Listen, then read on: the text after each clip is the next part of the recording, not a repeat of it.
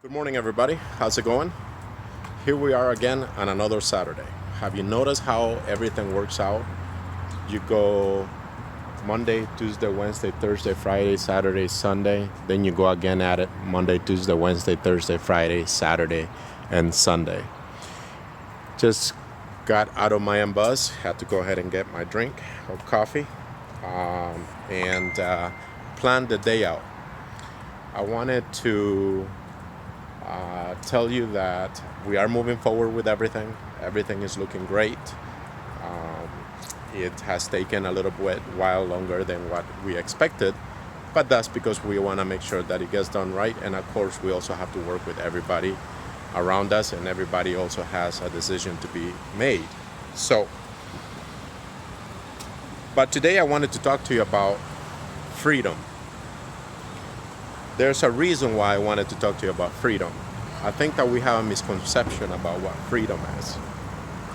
Because if you don't have the right to freedom of speech, freedom of being able to dress the way you want, freedom of being able to be who you are or who you want to be or whatever, or choice, then what is freedom? What is freedom to you? I was talking to somebody a little bit ago, and we discussed what it's like to live in the United States of America and what it's like to live in other countries. And how freedom is relative. See, what happens is that we have Mother Earth that gives us what we need in order for us to survive, in order for us to go ahead and live our lives. And in other countries, for example, if you are hungry and if you wanted to go fishing, you can go fishing. You do not need a permit to go fishing, to go hunting. You don't need a permit to go ahead and grab, a fruit from somewhere. Now, here in this country, you do need a permit for everything, pretty much. You do need to be able to show some type of ID for whatever reason. Then also, if you notice, also your dollar bill. Your dollar bill is actually something that is used here to be able to obtain anything you want. And it goes through in other countries also when it comes down to money. See, the difference is that here in the United States, you go to work and you get taxed. They take this much out of your dollar bill. Then all of a sudden you decide you're gonna go ahead and go eat food, but you also get taxed. They take that much out of your dollar bill. Then you go ahead and need gas, you get taxed. Then you need insurance, you get taxed. Then you get taxed just about everything here in this country. So when it really comes down to it, is that you really end up with just not much. The more you have, the more you're able to do. And so that's where the value of the dollar comes in. And that's where the value of what we have and our time comes in. Because the government itself, they go ahead and they say, hey, your time is worth $9.25. So you go ahead and you go to work and you get paid the minimum wage of $9.25. But how much is your time really worth? That, to me, it's up to you. Now, what is it that you want to do in life? What is it that you want to become?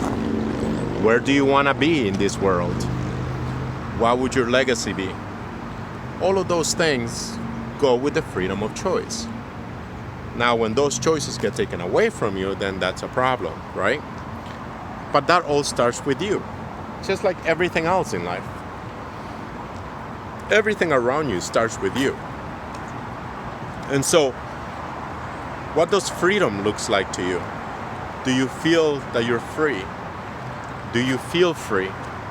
Do you feel like you can take a deep breath and be like, yeah, this is freedom? See, the thing about it is that I do know for a fact that the United States uses a system of destabilization on other countries, like Central America, for example. If the countries are struggling and they are not stable governments, not stable countries, then all of a sudden the United States has much more power over them. Then at that point, more people are trying to survive and they come to this country, the United States of America, because that's the only way they can survive. But if we help those countries, and if we help them be stable, and if we help them become better countries, then we would never have to worry about anybody coming to this country. See what I mean? So what's freedom to you? What would you do that would make you feel that you're free?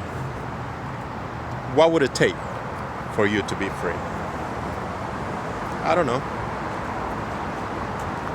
I couldn't tell you, because to each and every single one of us will be different. Now, we got elections coming up, and we have to decide on who we're going to vote for and why. Well, you need to take a look around you, and you need to take a look at what changes you want to make in your life, and what changes you need to make in your community, and what changes you need to make in your city and your state. I gotta tell you, when a person is rich, they don't really think much of those things. But you might be just starting right now, and you might just want to make those changes, and you want to make sure that you are making a difference. I don't know. I don't have all the answers. But don't just go vote because you're Republican or because you're Democrat. Don't just go vote because you feel, okay, I'm just going to go vote to eliminate that other person's vote. It does happen. Many of us think that way. Go vote because you feel that you have the freedom of choice. And you vote for your candidate that you know that you care about and depend on, that will go ahead and make the difference that we are needed badly, especially here in Grand Rapids, Michigan right now.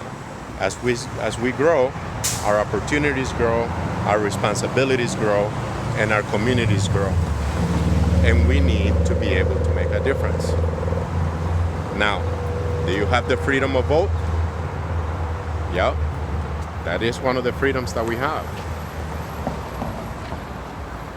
Go and be responsible for the future of Grand Rapids, for the future of our people, for our future of the community, for your future. Talk to you soon, Grand Rapids.